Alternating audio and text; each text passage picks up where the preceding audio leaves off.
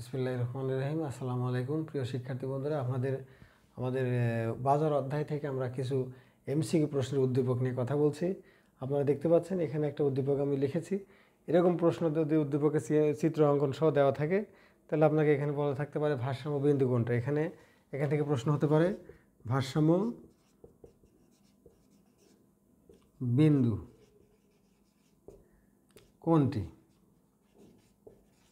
তাহলে আমরা দেখতে পাচ্ছি এই বিন্দুতে ভারসাম্যের দুইটা শর্ত পালিত হয়েছে, কারণ পুনঃপ্রবর্তিত বাজার ভারসাম্যের শর্ত আমাদের কি দুইটা থাকে, তাই না? পুনঃপ্রবর্তিত বাজার ভারসাম্য যদি দুইটা থাকে, এখানে আমাদের এসি রেখা আছে, ঠিক আছে। পুনঃপ্রবর্তিত ভারসাম্যের দুইটা শর্ত থাকবে, সেটা হলো কি এম আর সমান এমসি হবে এবং এমসি রেখার ঢাল গ্রেটার দেন এম আর রেখার ঢাল। তাহলে এখানে আমরা দেখতে পাচ্ছেন যে এই বিন্দুতে এই যে এমসি, এই যে এখানে এমসি দেখেন নিচের দিক থেকে গেছে, যাওয়ার সময় এখানে এম আর রেখা, এটা তো এম আর রেখা, তাই না, বা এ আর রেখা বা পি রেখা, ঠিক আছে। এখানে এ সেট করার ফলে কি হয়েছে, এমসি সমান এম আর হয়েছে। আবার কি হয়েছে, দ্বিতীয় শর্তে এম আর রেখা, এমসি রেখার ঢাল গ্রেটার দেন এম আর রেখার ঢালের দ্বিতীয় শর্তে এই বিন্দুতে পালিত হয়েছে। তাহলে এই ভারসাম্য বিন্দু হলো কোনটি, আমাদের এই বিন্দু। এই বিন্দু হলো কি আমাদের ভারসাম্য বিন্দু। ওকে, ভারসাম্য।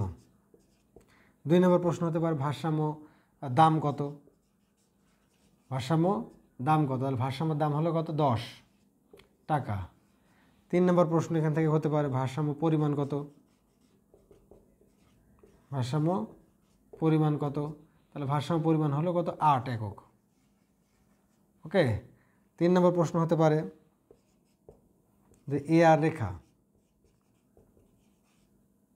কেন ভূমি অক্ষের সমান্তরাল। ভূমি অক্ষের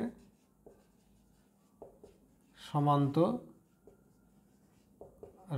ওকে, এই যে দেখুন, এই যে এ আর রেখাও এই যে এই ভূমি অক্ষের সমান্তরাল হয়েছে, ঠিক আছে। পি রেখা বা দাম রেখা, ঠিক আছে, এই এম আর রেখার সমান্তরাল। পুনঃপ্রবর্তিত বাজারে একাধিক ফার্ম থাকে, পুনঃপ্রবর্তিত বাজারে একাধিক ফার্ম থাকে, কিন্তু কোনো ফার্মই দ্রব্যের দাম বেশি করতে পারে না। কারণ কেন করতে পারে না, কারণ এখানে অনেক প্রতিযোগী আছে, ঠিক আছে। যদি একজন দাম বাড়া দেয়, ঠিক আছে, তাহলে আরেকজন কী করবে, ওটা তো মেনে নেবেন না, ঠিক আছে। এটা বাজারে এফেক্ট করবে, কারণ যদি পুনঃপ্রবর্তিত বাজারে যদি বিকল্প প্রতিষ্ঠান আছে বা বিকল্প দ্রব্য আছে, সেই ক্ষেত্রে কোনো ফার্ম দ্রব্যের দাম বাড়ে, তার বিক্রয় পরিমাণ কমে যাবে, কিন্তু অন্য ফার্মগুলো সেই সুযোগটা নিয়ে কী করবে, বাজার দখল করে ফেলবে। এই জন্য পুনঃপ্রবর্তিত বাজারে কোনো দ্রব্যের দাম বাড়ানো বা কমানোর সুযোগ থাকে না। বাজারে প্রতিটি এক সমজাতীয় দ্রব্যগুলোর দামগুলা একই অবস্থান করে, ঠিক আছে। এই কারণে দেখা যাচ্ছে যে পুনঃপ্রবর্তিত বাজারে দ্রব্যের দাম স্থির থাকে। এই স্থির থাকার কারণেই দ্রব্যের দাম এই পি বা গড়াই পরস্পর সমান হয়ে থাকে। এই কারণে এ আর রেখা এই ভূমি অক্ষের সমান্তরাল হয়। পুনঃপ্রবর্তিত বাজারে দ্রব্যের দাম স্থির থাকার কারণে এই এ আর রেখা গড়াই রেখা ভূমি অক্ষের সমান্তরাল হয়ে থাকে। ক্লিয়ার? আশা করি আপনারা বুঝতে পেরেছেন। এই 4টা অপশন এখানে এই প্রশ্ন থেকে হতে পারে।